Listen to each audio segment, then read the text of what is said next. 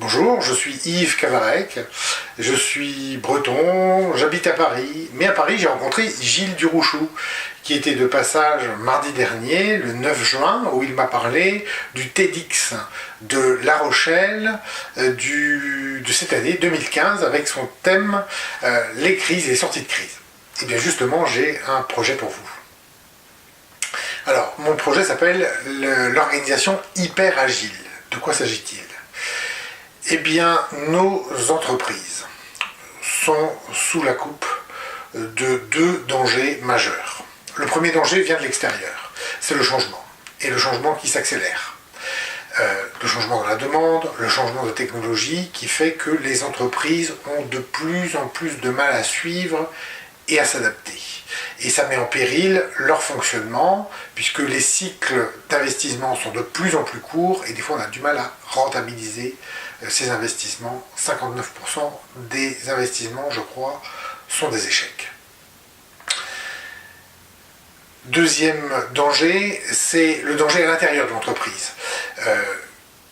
Crise de leadership, jeu de pouvoir, salariés démotivés, désengagés, ce qui fait que l'entreprise est de moins en moins efficace. Le patron de Sanofi disait que sur 18 produits qu'il lançait en début 2013, seul un venait de la recherche et développement, alors que Sanofi dépense 5 milliards d'euros de recherche et développement. Un seul venait de la recherche et développement. Le reste venait de rachats de licences, d'initiatives prises à l'extérieur et qui ont été rachetées sous forme de start-up, parfois par exemple, par le groupe.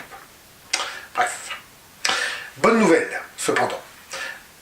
Des initiatives sont en train de se prendre un peu partout dans le monde.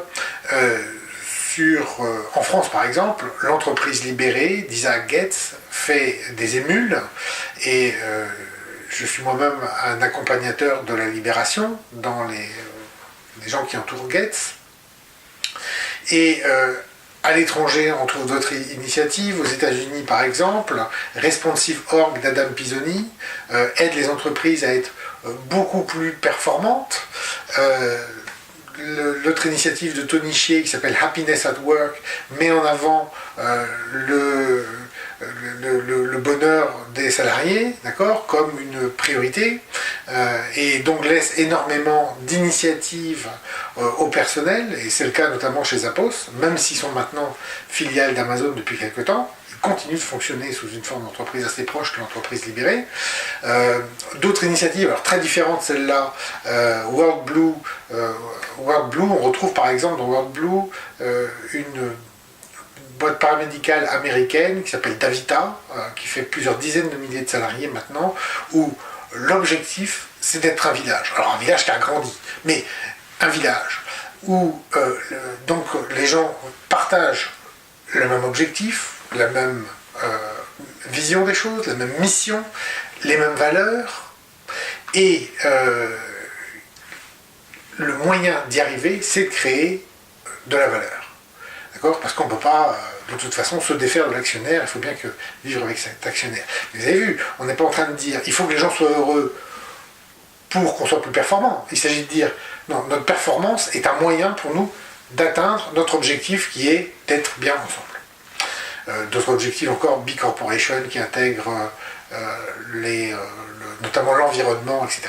Bref, il y a un tas d'initiatives dont il faut absolument parler pour faire évoluer nos entreprises, nos organisations, même étatiques, qui sont aujourd'hui en danger.